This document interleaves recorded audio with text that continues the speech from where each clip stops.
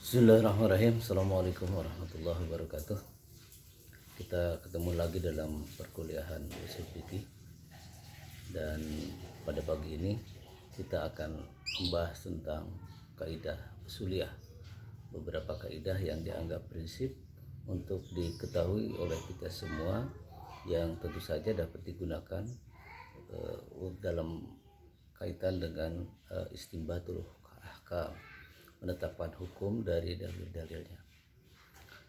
Para ulama menyebut kaidah usuliyah ini dengan berbagai nama, antara lain adalah kaidah usuliyah al-khamsah.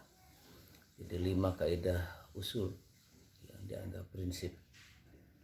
Kaidah yang pertama adalah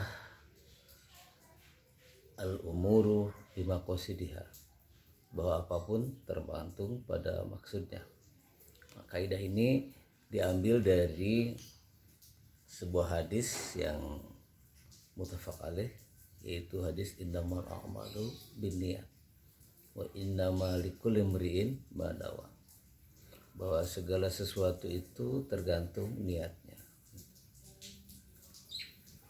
Atas dasar hadis ini maka perbuatan-perbuatan yang dianggap sama itu nilainya tentu bisa berbeda karena niatnya yang berbeda.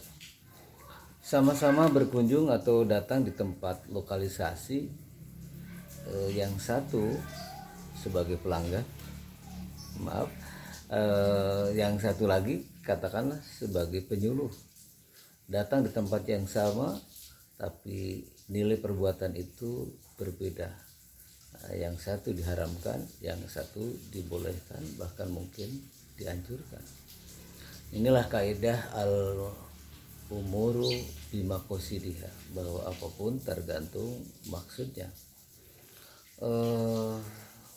Apakah sholat itu, atau bagaimana hukumnya sholat misalnya bagi seseorang yang ketika menunaikan ibadah tersebut, bagaimana nilai ibadahnya? Tentu saja al-umuru bimaqasidiha.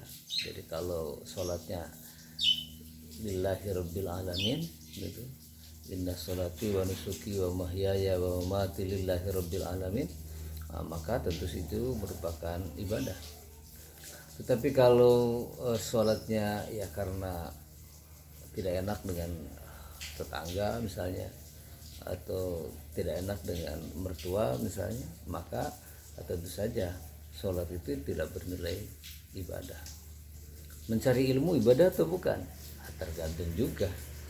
Jadi, kalau nawaitunya dalam rangka melaksanakan titah Allah untuk menghilangkan kebodohan yang ada pada diri kita dan kebodohan masyarakat, atau dalam rangka melaksanakan titah Nabi yang memerintahkan kita untuk mencari ilmu minal mahdi ilal lahdi gitu, maka tentu saja itu bernilai ibadah. Tapi kalau mencari ilmu itu misalnya dalam rangka ya untuk menjadi sarjana dan gaji gede gitu, maka ya fahijratuhu ilaiha, dia mendapatkan gelar sarjana dan mungkin mendapat civil effect dengan gaji yang gede, tapi itu belum tentu merupakan ibadah. Nah, karena itu maka mencari ilmu juga harus diniati dalam rangka melaksanakan titah Allah, liyatafaqahu fiddin wa liyunziru qaumahum idza raja'u ilaihim la'allahum yahzarun, dalam rangka melaksanakan titah Allah untuk menghilangkan kebodohan yang ada pada diri kita, untuk melakukan tafaqquh fiddin, mempelajari dan menguasai ilmu agama, sehingga orang lain yang tidak berkesempatan mengikuti kuliah tetap mendapatkan manfaat dari kuliah Anda itu, misalnya begitu. Itu al-umuru bimaqasidiha. Kemudian ada kaidah yang kedua adalah ad-dararu yuzalu, bahwa segala kemudaratan itu harus ditiadakan. Makanya ada kaidah idza daqat ittasaqat wa idza tas'at daqat. Jadi ketika ada keluasan maka di situ ada kesempitan. Dan ketika dalam keadaan terpepet, maka di situ ada rukhsah, ada kebebasan untuk dia bisa menghindar. Hal-hal yang bisa disebut sebagai darurat itu adalah apabila hal tersebut menyangkut soal agama, soal jiwa gitu, soal keselamatan jiwa, soal keselamatan harta gitu. Termasuk juga keselamatan kehormatan dan keturunan, itu bagian-bagian yang dipertimbangkan di dalam syariat. Maka misalnya bagi seseorang yang tidak ada makanan lain kecuali yang diharamkan, bangkai misalnya, maka ya boleh untuk mengkonsumsinya atau memakannya sejauh untuk menghilangkan kemadaratan tadi. Karena kemadaratan harus dihilangkan, dalam arti harus ditanggulangi, ditiadakan. Maka berkaitan dengan itu ada satu kaidah, ad-daruratu tubihul mahzurat, bahwa kondisi darurat itu bisa membolehkan hal yang dilarang. Tadi mengkonsumsi bangkai itu tentu saja diharamkan. Tetapi ketika tidak menemukan makanan lain kecuali itu, dan apabila tidak memakannya akan menyebabkan kematian dan jiwa itu harus diselamatkan, maka untuk menyelamatkan dirinya dari kematian, maka dimungkinkan untuk memakan bangkai. Tentu sejauh atau sebatas untuk terhindar dirinya dari kematian itu. Tidak bisa kemudian misalnya diawetkan, dibikin dendeng untuk besok dan lusa ya. Jadi kondisi darurat itu bigoiri adin atau apa pamanitur goiru bagin wala adin pala ismalai. Jadi tidak berlebihan, tentu saja sebatas untuk menghilangkan kemadaratan itu. Itu yang dimaksud dengan ad-dararu yuzalu. Maka hukum-hukum Islam bisa dibangun atas dasar penolakan kemadaratan itu. Maka segala yang menimbulkan madarat, maka di situ ada hukum haram minimal makruh, dan apabila di situ ada maslahat bisa menghindarkan kemadaratan, maka di situ ada hukum sunnah, bahkan mungkin wajib gitu. Kemudian kaidah yang ketiga adalah al-yakin la yuzalu bisa, bahwa sesuatu yang yakin itu tidak bisa dihilangkan oleh sesuatu yang masih diragukan. Sesuatu yang yakin tidak bisa dihilangkan karena keraguan. Maka kemudian terkait dengan kaidah ini ada kaidah yang merupakan turunnya dari kaidah ini adalah baqa'u makana ala makana, tetapnya sesuatu dalam keadaan semula sebelum ada keadaan baru yang merubahnya. Bila Anda sudah berwudu, yakinlah Anda sudah berwudu, kemudian beberapa saat kemudian Anda ragu apakah saya sudah batal atau belum. Nah, batal atau belum itu masih sesuatu yang meragukan. Sedangkan yang yakin bahwa Anda sudah wudu, karena itu maka Anda masih dianggap punya wudu, tidak batal, karena wudu Anda sudah meyakinkan bahwa Anda sudah wudu, sementara tentang batalnya Anda masih disangsikan. Nah, sesuatu yang masih sanksi, masih ragu, tidak bisa menghilangkan hukum yang sudah definitif atau hukum yang meyakinkan Anda. Anda ragu antara apakah sholat Anda itu sudah 3 rakaat atau baru 2 rakaat misalnya. Maka bila ada keraguan semacam itu, yang yakin, bila Anda ragu antara 2 dan 3, maka yang yakin adalah Anda baru 1 rakaat. Maka berdirilah saat itu, maka yang kemudian Anda lakukan adalah rakaat yang kedua. Kalau ragu antara 3 dan 4, maka yang sudah yakin Anda baru 2, maka berdirilah Anda untuk rakaat yang ketiga. Itulah maksud dari al-yakin la yuzalu bisyak, bahwa sesuatu yang yakin tidak bisa dibatalkan oleh sesuatu yang masih meragukan. Dengan kaidah ini sebenarnya banyak persoalan yang bisa kita pecahkan. Misalnya dalam kasus waris bagi orang yang hilang misalnya, apakah dia masih dianggap merupakan ahli waris ketika dia menghilang misalnya untuk beberapa waktu yang lama. Nah, dalam konteks ini pun bisa diberlakukan kaidah ini, al-yakin la yusyadu bisa, bahwa orang tersebut saat dia masih sebelum hilang tentu dia masih ada ya, bahwa dia masih hidup gitu. Ketika sebelum dia menghilang, dia dalam keadaan masih hidup ya, sehat. Nah, kemudian hilang beberapa lama.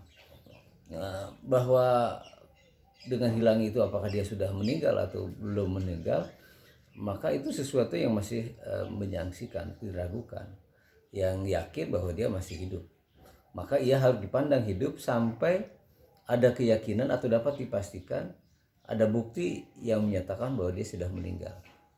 Maka ya dia tetap menerima warisan, dan kalaupun dia merupakan pewaris juga tetap dihitung sebagai, dianggap masih hidup sepanjang tidak ada bukti lain yang menyatakan bahwa dia sudah meninggal. Tetapi kemudian di kalangan fuqaha memang berbatas. Jadi ada yang membatasi ya sampai kira-kira usianya 70 atau 80 tahun dianggap sebagai usia normal lah. Jadi kalau sudah menghilang dan diasumsikan umurnya sudah 80 tahunan gitu, maka hakim bisa menetapkan bahwa yang bersangkutan adalah meninggal, dan karena itu hak warisnya bisa diberikan atau kepada ahli waris yang lain. Demikian juga kekayaannya yang tersisa juga bisa dibagikan pada ahli waris. Itulah prinsip dari al-yakin la yuzalu bisyak. Kemudian kaidah yang keempat adalah al-masyaqqatu tajlibut taysir, bahwa kemasyakatan itu, kesulitan itu dapat mengundang kemudahan.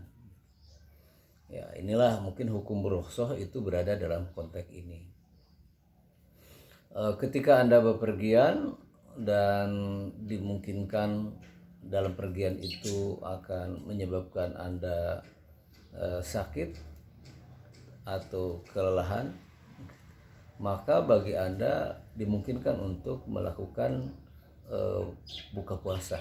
Kalau Anda sedang berpuasa, maka perjalanan bepergian Anda bisa menjadi ilat dibolehkannya untuk berbuka puasa.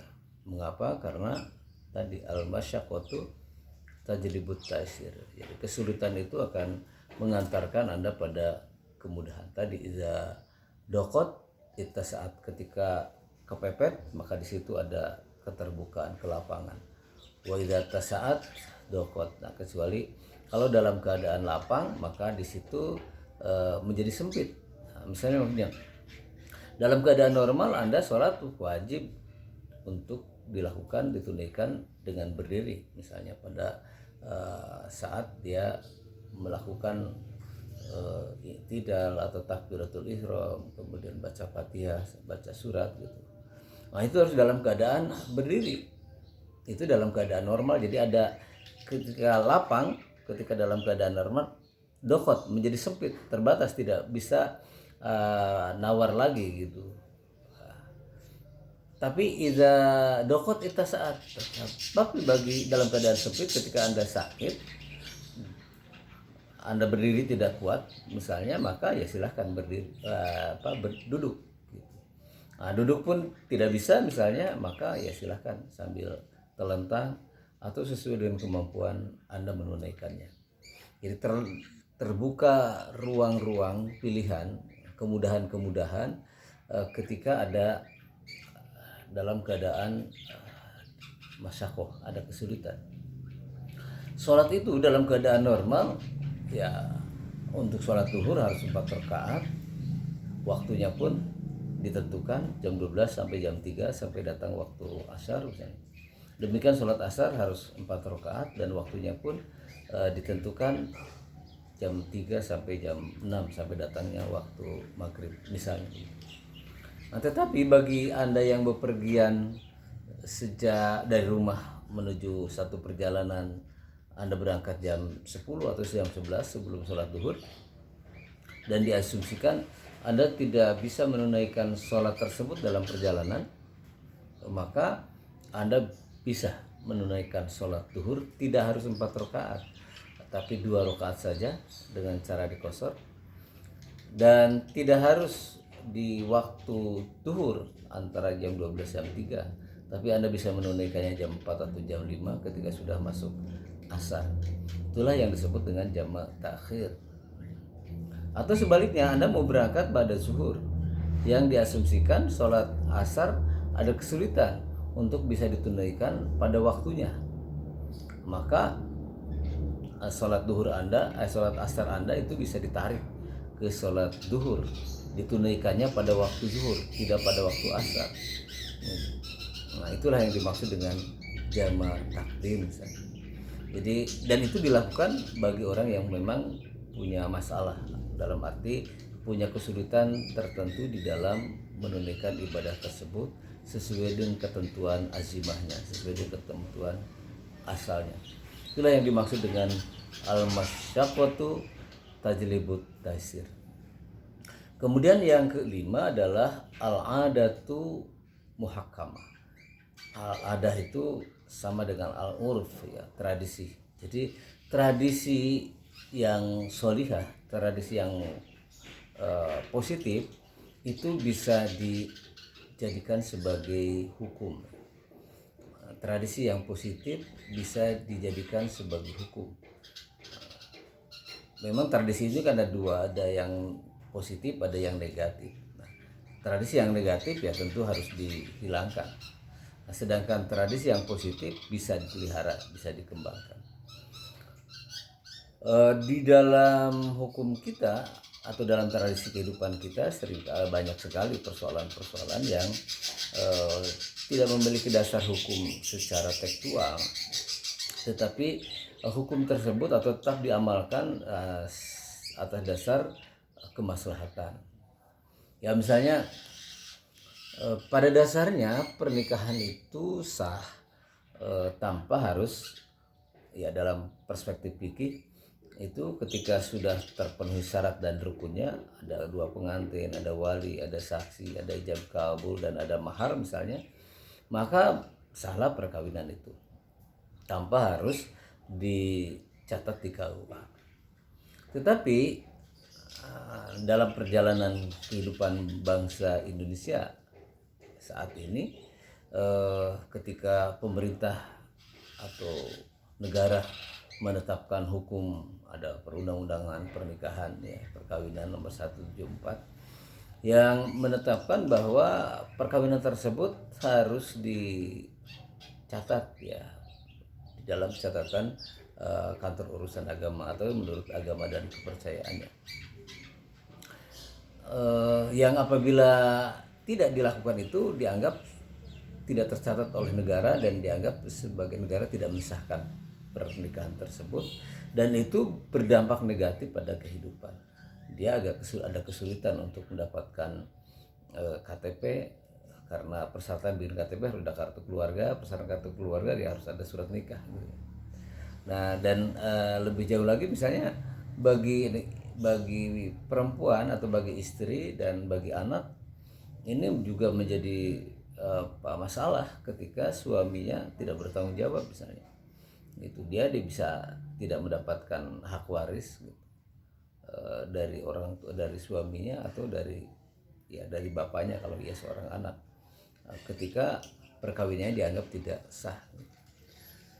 Nah, itu sebenarnya ya adat gitu, adat yang dibangun, ya, memang kemudian ditetapkan oleh negara gitu sebagai sesuatu yang positif, yang apabila dilakukan akan memperoleh maslahat, ada banyak manfaat, dan sebaliknya ketika tidak ditunaikan akan menimbulkan madarat.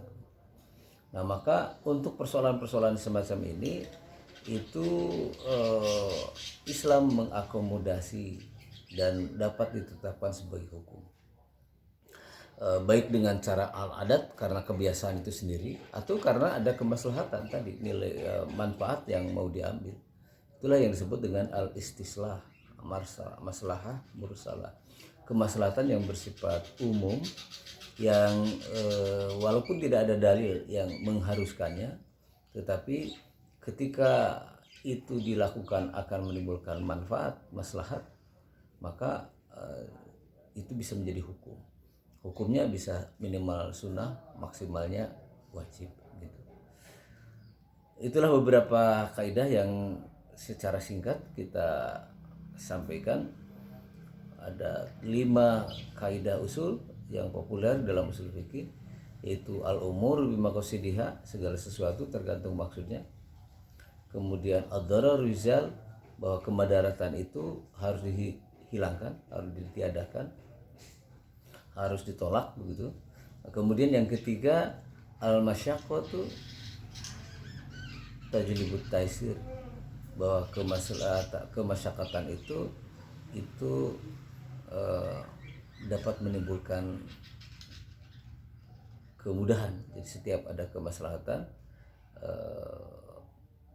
bisa dipertimbangkan untuk menimbulkan kemudahan. Al-masyaqqah tajlibut taisir, bahwa segala kesulitan itu bisa mendatangkan kemudahan. Kemudian al-yakin la yuzalu bisak, bahwa sesuatu yang yakin tidak bisa dihilangkan oleh sesuatu yang masih meragukan. Dan hukum Islam itu dibangun di atas keyakinan itu, dan kita diwajibkan atau dianjurkan untuk melakukan sesuatu atas dasar keyakinan. Dan yang hal-hal yang meragukan atau yang masih diragukan, seyogyanya ditinggalkan dan dipilih pilihan yang bisa lebih meyakinkan kita. Kemudian yang terakhir adalah al-adatu muhakkamah, bahwa tradisi yang positif, adat kebiasaan yang positif bisa dijadikan sebagai hukum. Kenapa? Karena dalam satu hadis dikatakan maru al muslimuna hasanah bahwa indallahi hasanun. Apa yang dianggap baik oleh kaum muslimin, insya Allah akan dipandang baik juga oleh kaum muslimin. Karena kaum muslimin tidak mungkin juga sepakat untuk dusta ya. Karena itu maka ketika mayoritas muslim menganggap hal itu sebagai sesuatu yang positif, maka insya Allah Allah akan memandang positif juga. Sekian, mudah-mudahan ada manfaatnya pada kita semua. Sampai ketemu pada perkuliahan berikutnya. Billahi taufiq wal hidayah. Wassalamualaikum warahmatullahi wabarakatuh.